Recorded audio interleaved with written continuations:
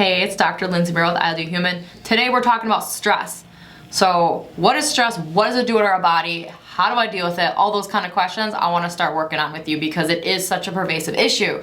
So stress, that is when something causes either mental, physical, or emotional duress, right? So it can be any of those areas. And so a lot of people come to me like, oh no, I don't stress, my job's great, but they're running marathons. I'm like, well, that's a stress on your body. So don't forget about those physical stressors, you guys.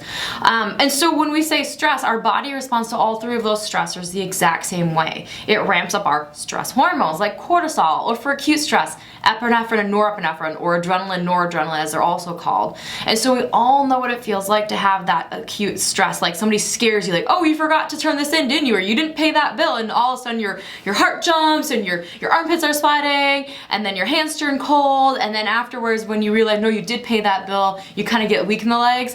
That is from adrenaline. So that's, your acute stress hormone. But then after that, especially if that stress is a little bit more pervasive, you're going to have cortisol rise as well. And with cortisol, DHEA rises as well, which is another hormone. And so for acute stressors, that's a great response because what cortisol does is it shuts down non-essential functions.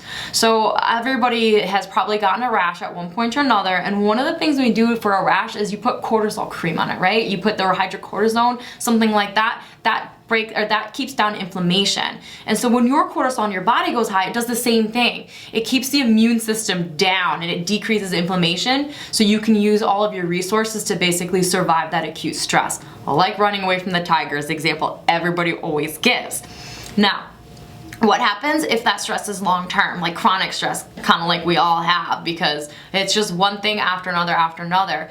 So when you have chronic stress, that cortisol starts out high, that DHEA starts out high, but after a long time, they'll actually start dropping. And what we see, especially if we do that adrenal stress index test, is that that cortisol will start to flatline. And now instead of having a nice high cortisol in the morning that goes down gradually throughout the day, that morning cortisol keeps dropping and dropping, and the daily cortisol, the whole level just keeps dropping and dropping.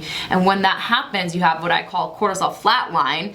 Now you don't have any of that modulating hormone. It's very hard to get up and do things. And so this is somebody who has a lot of fatigue. They have a very short temper, or they're easily irritated, or stressful things easily overwhelm them. They just can't even anymore. And then the funny thing that happens, rather paradoxical, is that you're exhausted all day, but you can't sleep at night because your body loses track of that cortisol rhythm. That's a huge part of your circadian rhythm. And so without that spike you get every morning, your body isn't really sure if you should be awake or asleep. And so you find yourself waking in the middle of the night, like, at 3 is very classic, and you can't fall asleep for, maybe 30 minutes. That's usually an issue with cortisol. You might also see that you just never really get a good deep sleep. That can also be traced back to cortisol and not having a good circadian rhythm.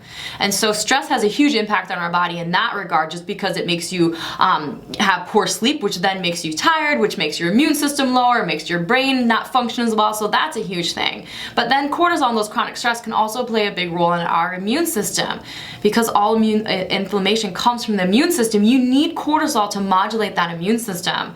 So one important thing is that when that cortisol spikes in the morning, that triggers your thymus to kill cells that code for self. And so it's preventative for autoimmune disease. And so if you don't have that spike, that makes you more likely to have something like an autoimmune disease. So it's really important for your immune system modulation to have that cortisol spike. And again, when you have chronic stress, that dampens that cortisol spike you get every morning. Other things that happen when you have a lot of stress is you actually waste your magnesium. You'll actually urinate more of it out. And so when you don't have enough magnesium, you get things like muscle cramps. Chocolate cravings is actually a common one you'll see with magnesium. Poor sleep, brain fog, constipation, heart palpitations, are all sorts of things. And so stress can really impact all systems in our body. And so it's really important to make sure that we get a wrap on that. So that way you have a healthy immune system, you can maintain good sleep, you don't get all sorts of crazy food cravings, and you're a more pleasant person to be around. You can actually enjoy your life.